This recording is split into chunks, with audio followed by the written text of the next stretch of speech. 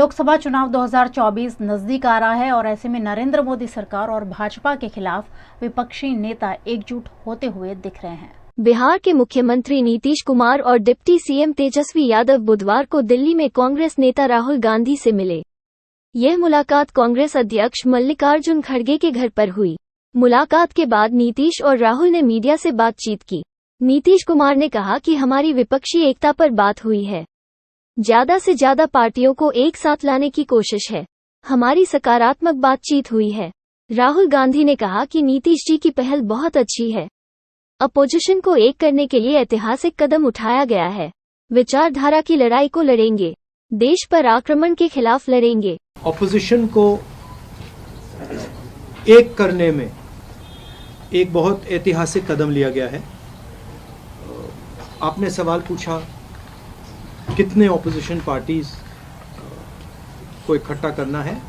देखिए, ये एक प्रोसेस है और ऑपोजिशन का जो देश के लिए विजन है उसको हम डेवलप करेंगे और जितनी भी पार्टियां हमारे साथ चलेंगी उनको हम सबको एक साथ लेकर जो देश में आइडियोलॉजिकल लड़ाई चल रही है, विचारधारा की लड़ाई चल रही है, उसको लड़ेंगे। जो इंस्टीट्यूशंस पर आक्रमण हो रहा है, जो देश पर आक्रमण हो रहा है, उसके खिलाफ हम सब एक साथ मिलकर खड़े होंगे और एक बहुत महत्वपूर्ण कदम उठाया गया है। इस प्रेस कॉन्फ्रेंस में मल्लिकार्जुन खड़गे, बिहार के डिप्टी सीएम तेजस्वी यादव और कांग्रेस बिहार अध्यक्ष अखिलेश प्रसाद सिंह और जदयू के राष्ट्रीय अध्यक्ष ललन सिंह मौजूद रहे। 2024 आम चुनाव से पहले हो रही इस मुलाकात के बाद कहा जा रहा है कि नीतीश कुमार यूपीए के संयोजक बनाए जा सकते हैं। हम यहाँ पर एक ऐसी ऐतिहासिक मीटिंग की और बहुत सी चीजें हम चर्चे में लाए और एक हम सभी ने मिलकर तय किया कि सभी पार्टियों को एकजुट करना और एक होकर आगे जो चुनाव आएंगे उस चुनाव में एकजुट दिखाकर लड़ना।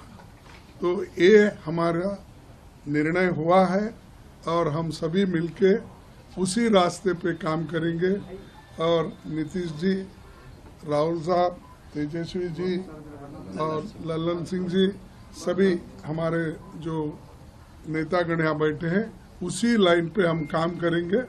और शराबबंदी वाले गुजरात के वडोदरा शहर में लाखों रुपए की विदेशी शराब के साथ 4 लोग गिरफ्तार हुए हैं। वडोदरा पीसीबी को विदेशी शराब का बड़ा जत्था पकड़ने में सफलता मिली है।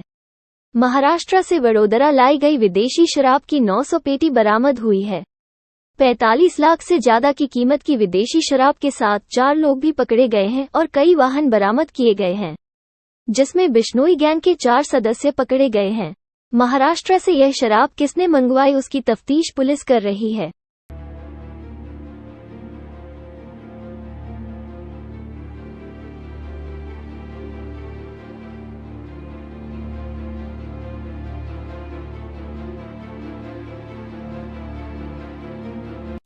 गुजरात के वडोदरा में रामनवमी पर हुई हिंसा के बाद सोशल मीडिया पर विवादास्पद पोस्ट रखने वाले एंटी ह्यूमन ट्रैफिकिंग यूनिट के पीआई को सस्पेंड कर दिया गया है। पिछले 1 साल से वडोदरा शहर पुलिस के एंटी ह्यूमन ट्रैफिकिंग यूनिट में पुलिस इंस्पेक्टर के रूप में निशांत सोलंकी अपनी सेवाएं देते हैं।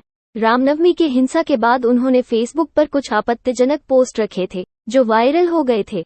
यह मामला उजागर होने पर वडोदरा पुलिस ने कार्यवाही करते हुए निशांत सोलंकी को सस्पेंड कर दिया है, जिससे पुलिस बेड़े में हड़कंप मच गया है।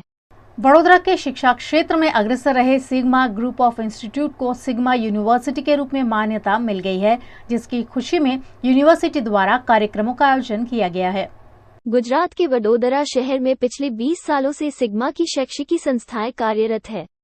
50,000 से ज्यादा छात्र यहां पढ़ाई कर चुके हैं। अब सिग्मा ग्रुप को सिग्मा यूनिवर्सिटी के रूप में नई पहचान मिली है।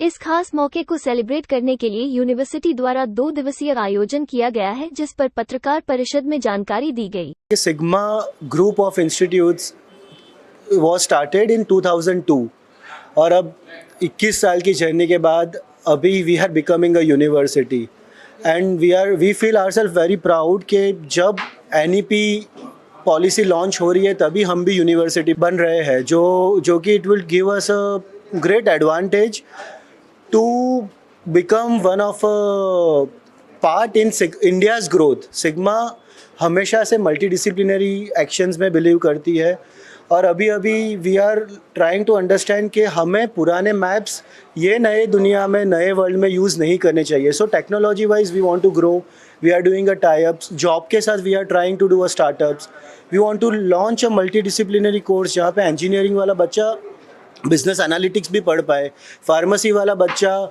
अगर उसको इंटरेस्ट है तो आर्ट्स में ही पार्टिसिपेट कर पाए। So this is a model we want to develop for a university. Sigma university में जो सिग्मा ग्रुप ऑफ इंस्टीट्यूट में 20 सालों से चलते हुए जो कोर्सेज थे, जैसे कि इंजीनियरिंग, फिजियोथेरेपी, फार्मेसी, MBA, ये सारे कोर्सेज वैसे ही रन होंगे। उसके एडिशन में हम उनके साथ स्पेशलाइजेशन सर्टिफिकेशन कोर्सेज ला रहे हैं।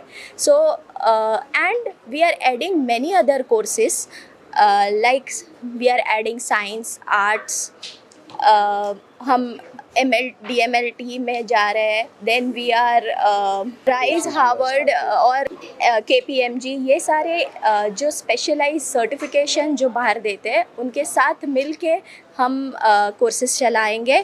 हम वी आर कमिटेड कि हम हमारे स्टूडेंट्स को वैसी फैसिलिटीज़ प्रोवाइड करें ताकि वो एक अच्छे एनवायरनमेंट में ऐसे सीख पाए जैसे कि वो एक इंडस्ट्री के लिए एकदम रेडी पोजीशन पे ही डायरेक्ट उनको प्लेसमेंट मिल जाए, and that is what we are striving for.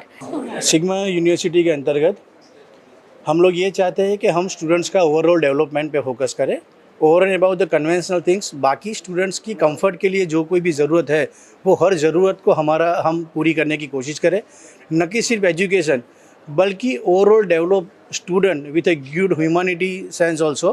So we are committed for making student perfect and we'll try our level best in order to achieve the goal, right? Punjab के Bathinda military station में बुधवार सुबह हुई firing में 4 लोगों की मौत हो गई। मिलिट्री स्टेशन को सील कर दिया गया है और लोगों के आने जाने पर रोक लगा दी गई है। पंजाब के बठिंडा मिलिट्री स्टेशन में बुधवार सुबह हुई फायरिंग में 4 लोगों की मौत हो गई। मिलिट्री स्टेशन को सील कर दिया गया है और लोगों आने जाने पर रोक लगा दी गई है। पंजाब के बठिंडा आर्मी स्टेशन पर हुए फायरिंग पर आर्मी ने बताया कि फायरिंग सुबह 4:35 बजे हुई और अब ये बंद हो गई है। आर्मी ने अभी इसे आतंकवादी हमला नहीं बताया है। ये भी साफ नहीं है कि मारे गए लोग जवान हैं या सिविलियंस। पुलिस को मिलिट्री स्टेशन के भीतर जाने की परमिशन नहीं दी गई है। कैंट के बाहर से भीतर की ओर फायरिंग की गई है। ऐसे में इस हमले को आतंकी हमला बताया जा रहा है। कुछ रिपोर्ट्स में कहा जा रहा है कि फायरिंग मिलिट्री स्टेशन के ऑफिसेज मेस में हुई और फायरिंग करने वाला सादे कपड़ों में था। बठिंडा के SSP ने इस हमले के आतंकवादी घटना होने से इनकार किया है। उन्होंने कहा है कि यह जवानों की आपसी फायरिंग हो सकती है। आधिकारिक बयान। सेना या पुलिस ने अभी तक आधिकारिक बयान नहीं जारी किया है जिससे इस घटना के आतंकी हमला होने या फिर आपसी फायरिंग को लेकर स्थिति साफ हो सके। सूत्रों के हवाले से ही जानकारियां आ रही हैं।